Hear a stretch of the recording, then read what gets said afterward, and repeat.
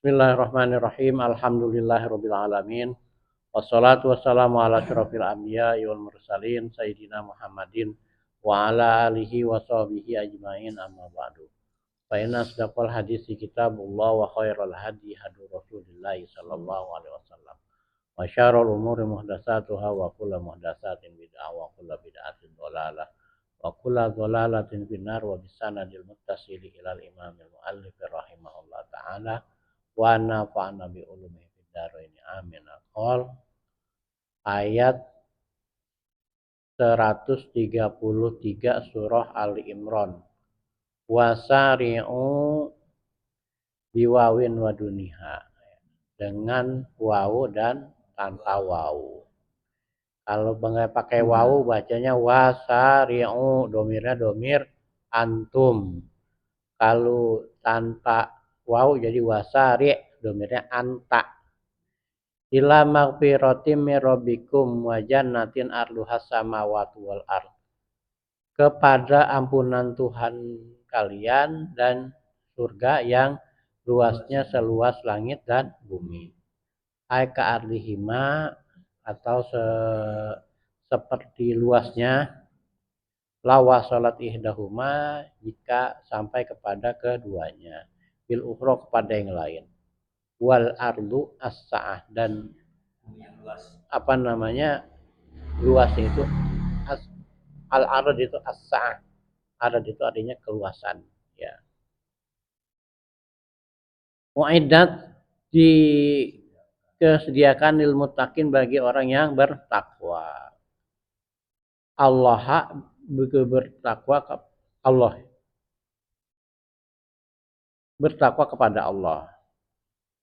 Bi amalit taati, dengan mengamalkan ketaatan, wa tarkil ma'asi, dan meninggalkan kemaksiatan.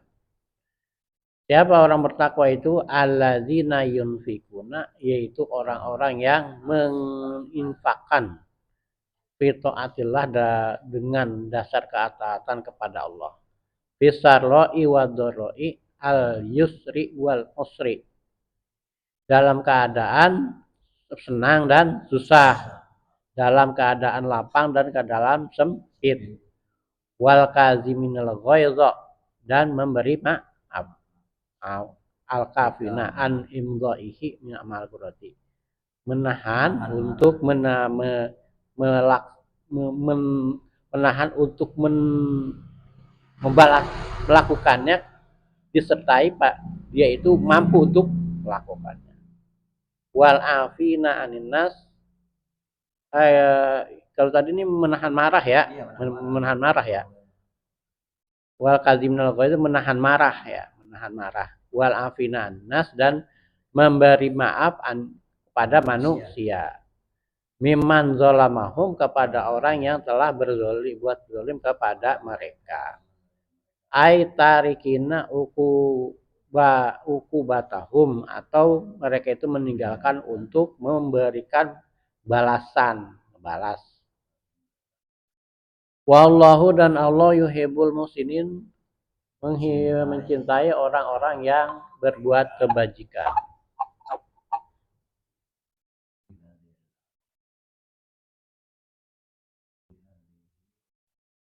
Bihadzil af'ali, dengan pekerjaan-pekerjaan ini, al yusi ay yusibahum, atau memberikan pahala kepada mereka. Wallazina, dan orang-orang iza fa'alu, jika mengerjakan kefahisyatan, keburukan, zamban qabihan, dosa yang jelek, kazina, seperti zina.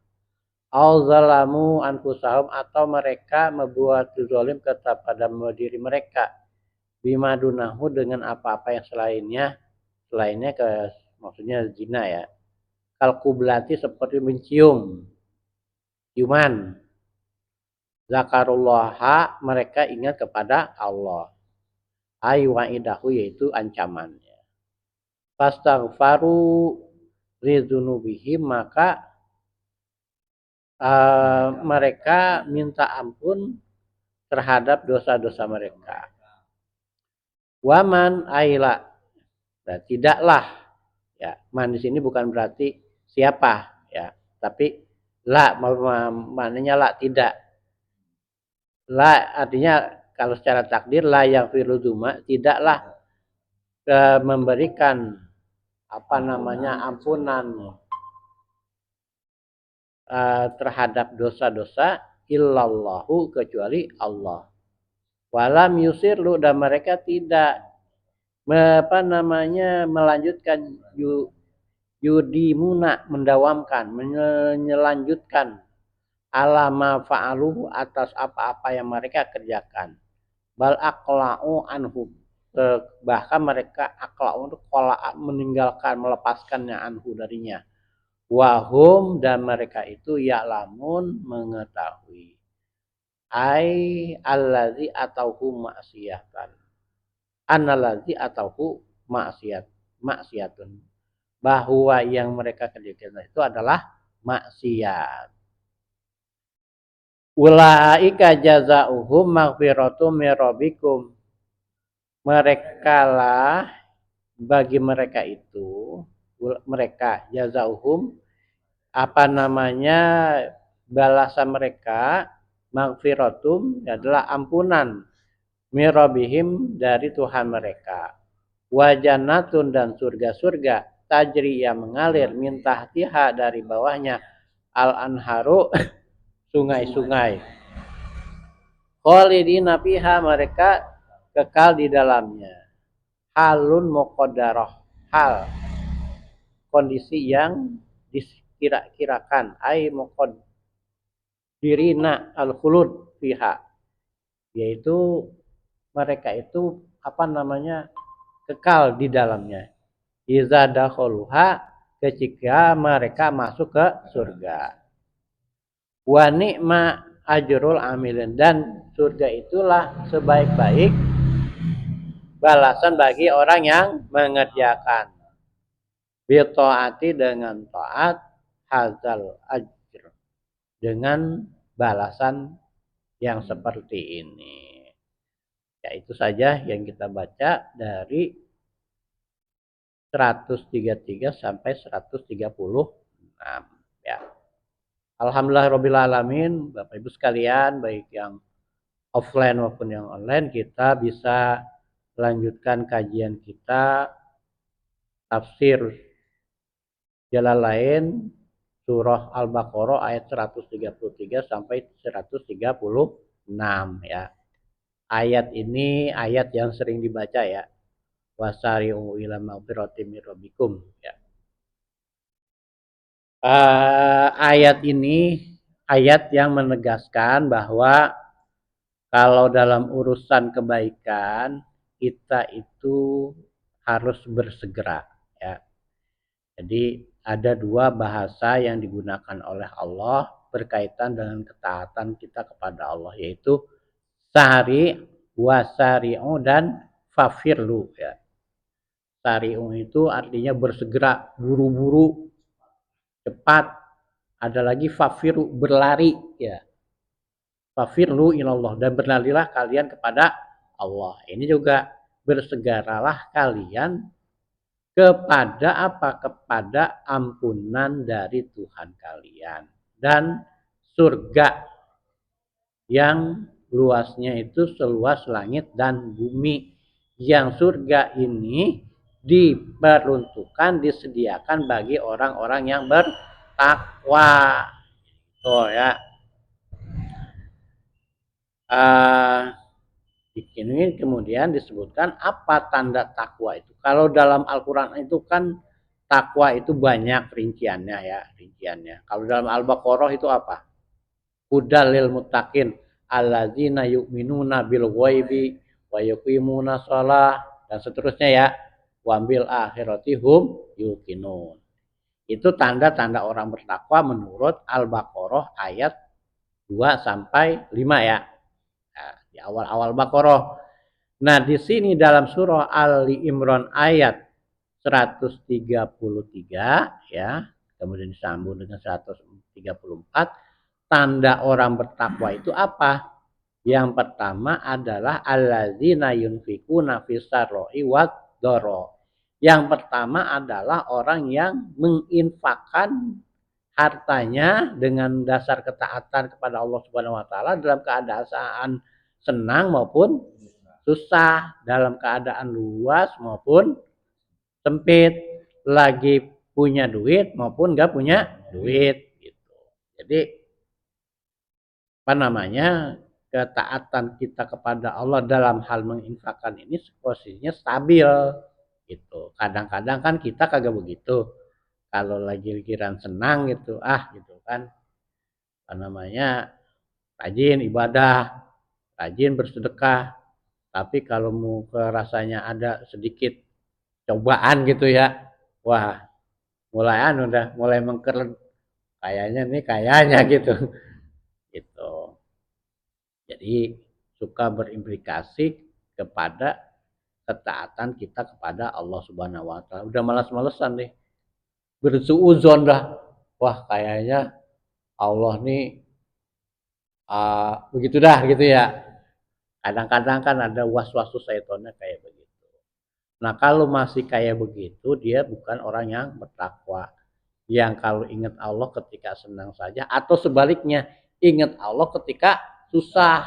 Kalau giliran susah aja, ingat, tahajud, duha, semua dikerjain, bukan cuma sekedar apa namanya sholat-sholat fardu, tapi sholat-sholat sunnah itu apa dia dikerjakan, karena apa? Lagi perlu sama Allah.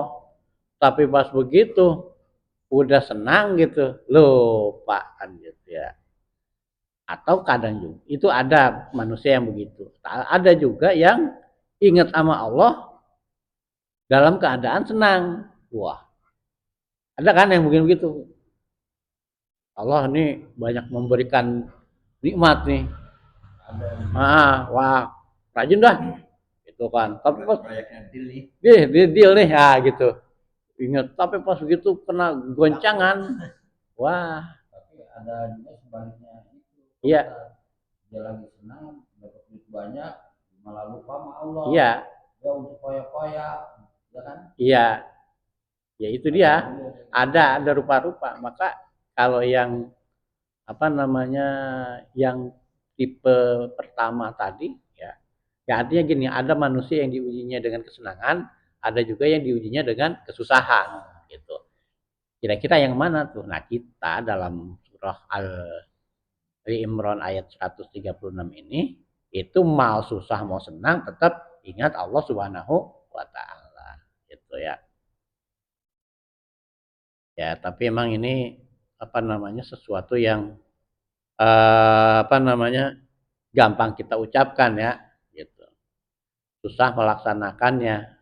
Disitulah perlunya kita apa namanya, punya teman yang selalu mengingatkan gitu Mas Barono. Kalau Mas Barono lagi kira-kiranya ini lagi kurang-kurang, ada yang mengingatkan misalnya begitu. Atau saya gitu lagi kurang-kurang apa namanya, tekun, kurang ininya ibadahnya, ada yang mengingatkan gitu. Itu perlunya teman.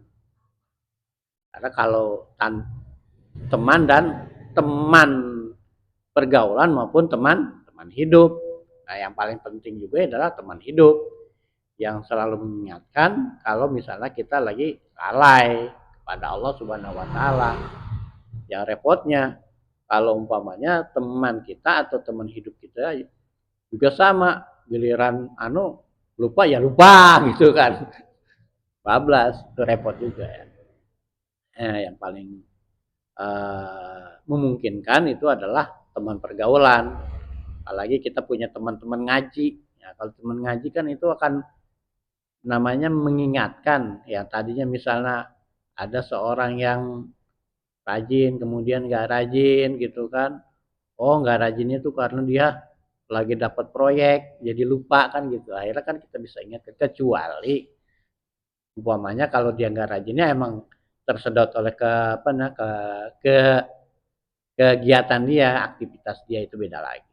Jadi balik lagi bahwa orang bertakwa itu adalah yang konstan, stabil dalam ketaatan. Di sini disebutkan ketaatan itu dalam menginfakkan hartanya di jalan Allah Subhanahu wa taala. Yang kedua adalah menahan marah. Gitu. Menahan marah nih. Ya ini perkara agak susah juga nih. Ya. Kita di sini kalau lagi ngomong di sini kita bisa ngomong tahan marah, sabar. Tapi pas kita keluar jalanan, ada orang ngelaksonin kita di belakang, apakah kita kesal kan itu? Gitu kan, kita lagi jalan naik motor, kita di belakang tata titit aja ngomong, kedel banget, nah itu kan, udah macet tata titit, nah itu sebenarnya ujian kesabaran. Gitu. Emang samanya, yang tata titit kagak sabar, kitanya yang di tata tititin juga agak sabar juga. Gitu. Itu menahan marah. Yang kedua adalah al-afina anis, memberikan maaf kepada manusia. Artinya apa? Dia tidak berzolim atau meninggalkan membalas terhadap kezolimannya. Nah ini juga berat. Artinya kan kalau dalam posisi ini, kalau orang apa namanya minta maaf atas kesalahannya itu lebih mending ya, karena dia pada posisi salah, emang kudunya gitu kan. Nah ini dia memberikan maaf kepada orang yang salah sama dia. Kalau enggak berjiwa besar, ini kagak orang kagak mau kan gitu. Ngapain lu? Tadinya ngata-ngatain gua kan gitu ya. Wah enak-enak kan kalau udah dia minta maaf, sekalian aja kita pintes kan begitu ya. Nah ini tidak. Oleh orang yang bertakwa itu tidak dilakukan. Contohnya Nabi lah. Nabi bagaimana nggak disakitinya oleh orang Quraisy ketika di Mekah selama 13 tahun. Tapi begitu terjadi Futuh Makkah, ya pembebasan kota Makkah setelah Nabi menjadi penguasa politik, bukan cuma sekedar Nabi ya, penguasa politik di Jazirah Arab, ketika Futuh Makkah beliau maafkan semuanya. Tidak ada darah pun yang setetes pun yang tumpah ketika peristiwa Futuh Makkah. Padahal kalau mau Nabi mau, wah bisa aja. Bawa pasukan waktu itu berapa ya? 10.000 ya? Iya, enak aja. Udah sikat tuh. Yang tadinya apa namanya suka ganggu gua gitu kan, sikat gitu kan. Itu tuh si Abu Jahal, Abu Jahal udah mati ya. Oh pokoknya Abu Sufyan. Itu tuh dia tuh jahat banget sama gua kan gitu ya. Udah sikat aja. Umar, sikat kan gitu. Tapi kan itu tidak dilakukan oleh Nabi. Semua jadi maafkan. Ya itu al-afina aninnas. Jiwa besar Nabi Muhammad SAW itu kelihatan betul pada peristiwa Futuh Makkah. Padahal kalau kita bicara perang, para apa namanya orang selain Islam kalau pada kondisi kayak begitu, wah itu mau udah. Kalau terjadi pada misalnya kayak model jengkisan waktu itu ya, itu mau Mekah waktu itu yang orang kafir habis semua, dihabisin. Ya, tentara Mongol, tentara Tatar, kita tahu pada beberapa abad kemudian ada bangsa yang dalam peperangan itu bengis banget. Itu semuanya kalau menyerang sebuah wilayah gitu penaklukan dihabisin semua, nggak laki, nggak perempuan, nggak anak-anak, dihabisin semuanya, dibakarin semua. Tapi Nabi Muhammad SAW tidak melakukan itu. Bahkan Nabi mengatakan antum tulako, kalian bebas. Gitu. Mau Islam boleh, mau kafir terserah. Gitu. Itu Nabi Muhammad nggak memaksakan. Udah lo sekarang nih udah jadi udah kuasain lu kudu Islam semua. Enggak. Antum tulako gitu. Kalian tuh bebas. Tapi karena diberi kebiasaan dan melihat jiwa besar begitu, justru orang-orang kafir itu pada beriman. Ya. Apa namanya dalam surah Iza ja'a nasrullahi wal fath wa ra'aitan nasa yadkhuluna fi dinillahi afwaja, malah pada berbondong-bondong masuk Islam. Bukan disuruh ditekan oleh Nabi Muhammad, tapi Nabi Muhammad menunjukkan kebesaran jiwanya. Ya. Kemudian apa yang mana tuh? Yang pikirnya sirasarori wa iza fa'alu fahisyatan aw zalamu anfusahum zakarullah. Ya, jadi kalau dan orang-orang yang ketika mengerjakan kefahisyah ya. Fahisyah ini keburukan sifatnya ini ya, sifatnya seksual ya. Ketika dan orang-orang yang jika mengerjakan keburukan seksual ya, mereka itu fasyatan au zalamu anfusahum atau menzolim mereka berzina atau baru ciuman gitu, itu baru gerayang-gerayangan ya. Zakarullah, mereka ingat kepada Allah, dan meninggalkannya gitu. Fastaghfiru lidzunubihim, dan mereka minta ampun atas dosa-dosa mereka. Itu jadi walam yusiru alam, dan enggak diterusin gitu. Ini khusus untuk apa namanya kejahatan-kejahatan yang sifatnya mengarah kepada kejahatan kriminal seksual ya. Itu selanjutnya. Nah, kemudian di sini ulaika jazaohum maghfiratun min rabbihim wa jannatin tajri min tahtihal anhar khalidina fiha. Mereka itu kalau udah bisa melakukan itu semua, maka mereka akan masuk surga, dan masuk surganya itu kekal di dalamnya. Jadi orang Islam kalau masuk surga itu kekal ya. Kalau dalam ayat lain karena kholina pihak abada, pakai abada ya, kekal selamanya. Kalau di sini tidak ada taukid abada, tapi kholidina ini udah menjelaskan bahwa orang bertakwa, orang Islam kalau masuk surga, dia itu orang Islam itu akan kekal. Bagaimana kalau masuk neraka? Orang Islam masuk neraka itu sifatnya sementara.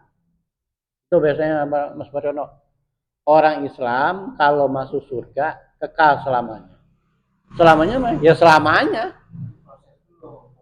Enggak, ini kalau ini nih kita bicara kalau dia masuk surga. Sementara kalau orang Islam masuk neraka itu sifatnya sementara. Nah, sementara untuk membersihkan dosa-dosanya. Karena apa? Surga itu kan tempat orang-orang yang udah bersih. Kalau masih ini kotor ya dibersih dulu. Pada akhirnya dia akan dimasukkan surga oleh Allah Subhanahu wa taala. Karena apa? Nanti dalam sebuah riwayat itu malaikat itu akan mencari ya orang Islam, orang yang pernah mencari orang yang di hatinya itu ada miskola zarotin iman, sebesar biji zarah, sebesar biji atom dari keimanan.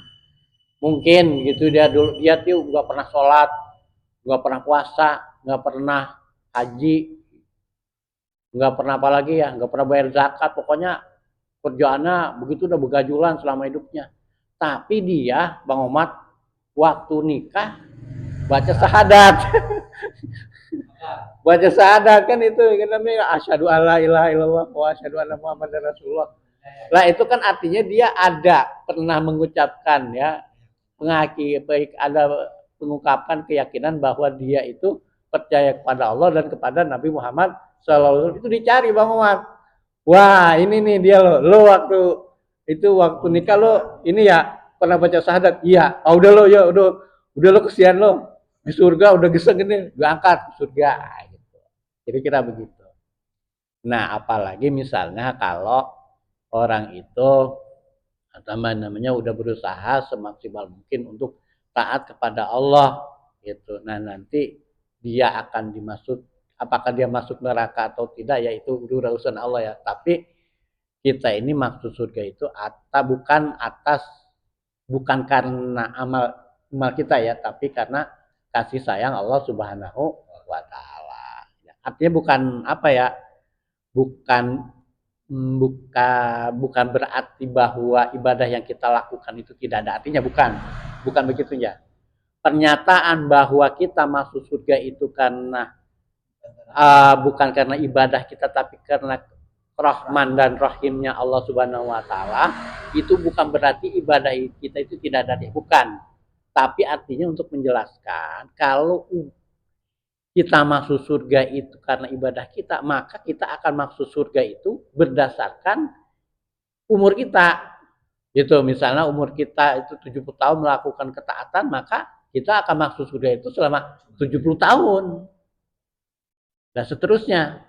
Tapi kan di sini kholidina fiha abada, selamanya.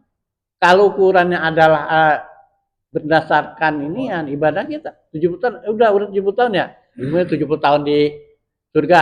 Udah 7 tahun nih, udah lu keluar dari surga. Kira gitu. Karena apa? Kontraknya udah habis.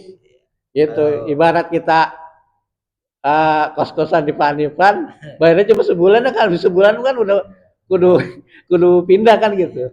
Tapi kan Allah nggak begitu. Kamu umurnya 70 tahun, tapi karena saya kasih sayang udah selamanya tinggal di surga abadi. Itulah maksudnya apa namanya kita masuk surga itu karena sifat kasih sayang Allah Subhanahu wa taala, bukan berdasarkan ibadah amal kita. Artinya enggak apa? Amal ibadah kita juga bermanfaat. Kenapa? Innalladzina amanu wa amilus solihati kanat lahum jannatul firdausi nuzula. Orang-orang yang beriman dan beramal soleh maka dia akan masuk surga. Gitu. Kan kalau di sebelah sono kan ada lagi. Nih ya, sebagai perbandingan. Kalau yang sebelah sono orang masuk surga itu karena sudah ditebus. Nah, gitu. Bukan karena amalnya gitu kan, kan udah ditebus. Kalau konsep Islam enggak begitu. Kita ini masuk surga karena kasih sayang Allah Subhanahu wa taala, tapi amal soleh itu ada, iman dan amal soleh ada artinya. Wallahu alam bishawab. Ada pertanyaan atau tambahan keterangan barangkali? Dipersilahkan. Kita kalau memang beritanya nanti sholat itu beramal-amal yang lain. Betul. Iya, berdasarkan hadis ya, hadis sahih, awalu ma yuhasabuhu bihi awalu ma yuhasabuhil abdi yaumal qiyamah as-shalah. Pertama-tama yang dihisab pada hari kiamat itu as-shalah. Wa in sholuhat sholuha amaluhu, jika sholatnya itu benar, maka yang lain ngikutin benar. Wa in fasadat fasadat amaluhu. Nah, kalau sholatnya kagak benar, yang lain juga kagak benar. Itu berdasar. Hah? Ya, yang sholatnya kagak pakai ilmu, ya sholatnya belang bentong. Tapi daripada nggak tahu sholat sama sekali, itu lebih parah lagi. Iya, itu lebih parah lagi. Ya, artinya begini, kita istilahnya nggak pakai istilah daripada ya. Artinya sebisa mungkin sholat itu kita nomor satukan dari berbagai segi ya. Dari segi ilmunya, dari segi ilmunya, dari segi pelaksanaannya, ketepatan waktunya, dan seterusnya itu ya, supaya kita mendekati idealitas dari sholat yang seharusnya dilakukan gitu ya. Jadi gitu Mas Baran, sholat itu penting, imaduddin ya. Karena kalau kata Babeh Mahfud, orang membunuh nggak disebut orang munafik, orang mabuk-mabukan nggak disebut munafik. Yang disebut orang munafik itu adalah orang yang meninggalkan sholat. Bagaimana orang yang mabuk-mabukan disebutnya apa? Kafir. Iya, jangan dipotong tuh, kalimat itu jangan dipotong. Itu riwayat Bang Mahfud ya, nggak begini. Karena kalau itu dipotong, udah nggak apa-apa kita mabuk-mabukan, kita nggak, artinya kalau itu dimanai pot kan gitu, kesannya kan gitu. Karena ada dalam riwayat lain orang Islam yang melakukan maksiat gede ya, mabuk-mabukan, berzina, ketika dia melakukan itu dia statusnya kafir. Ada hadisnya itu. Ya, kafir dalam pengertian dia karena dia telah melakukan maksiat. Jadi jangan, maksudnya jangan dipotong kayak begitu. Itu kan kalau dipotong kayak begitu masih koma, itu ada pengertian nggak apa-apa kita melakukan maksiat-maksiat lain. Karena apa? Karena kita nggak dikategorikan sebagai orang munafik. Iya, orang munafik sih enggak, cuma dalam hadis itu katakan dia jadi kafir. Gitu. Walaupun pengertiannya bukan kafir dalam inian ya, murtad ya.